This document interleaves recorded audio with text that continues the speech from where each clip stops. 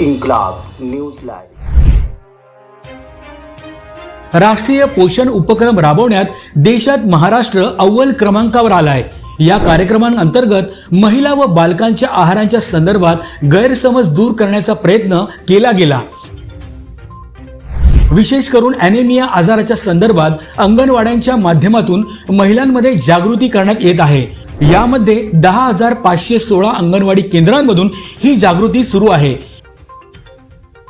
यामध्ये 6 महिने ते 6 वर्ष वयोगटातील बालके तसेच स्तनदा माता तसेच किशोरवयीन मुली यांना देखील लाभ देण्यात येत आहे। या उपक्रमामध्ये एक पेड मां के नाम व चिमुकल्यांची वसुंधरा या अभियानांमार्फत माता आणि बाल आरोग्य संदर्भात तसेच अनौपचारिक शिक्षण याबाबत देखील जागृती करण्यात येत आहे।